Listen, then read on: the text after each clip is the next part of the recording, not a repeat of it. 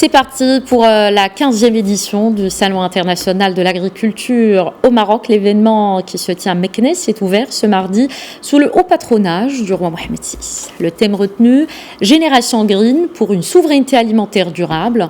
Le coup d'envoi a été donné par le chef du gouvernement, Aziz Arnouch, en présence notamment du ministre de l'Agriculture, Mohamed Sadiqi, et du ministre délégué chargé du budget, Fawzi Rja. Le salon connaît la participation de 1400 exposants provenant de 68 pays avec 28 délégations conduites par des ministres de l'Agriculture.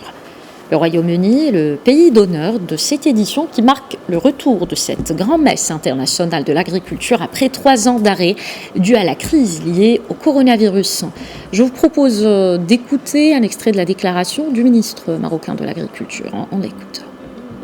Aujourd'hui a été lancée la 15e édition du Salon international de l'agriculture par son Excellence Monsieur le chef de gouvernement. Cette édition est tenue sous le haut patronage de Sa Majesté le Roi, que Dieu l'assiste.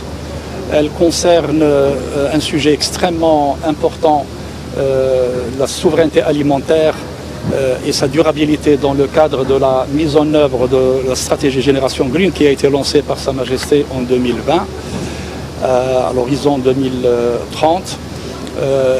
Nous avons 1400 exposants de 68 pays, 28 délégations conduites par des ministres de l'Agriculture et qui vont participer dans différentes manifestations. Nous avons une conférence de haut niveau sur la souveraineté alimentaire au Maroc, en Afrique, en Méditerranée et à l'échelle internationale. Il va y avoir de nombreux participants internationaux, également des experts, des scientifiques, mais aussi des ministres qui vont prendre la parole. Nous avons également une réunion de haut niveau ministériel sur l'initiative Tripla qui a été lancée par le Maroc et adoptée à l'échelle du continent africain. L'initiative Tripla, c'est l'adaptation de l'agriculture africaine au changement climatique et qui permet de mobiliser les efforts, de travailler de manière concertée pour pouvoir avoir les moyens et les financements nécessaires pour les programmes et les projets qui permettent d'adapter donc les agricultures africaines au changement climatique.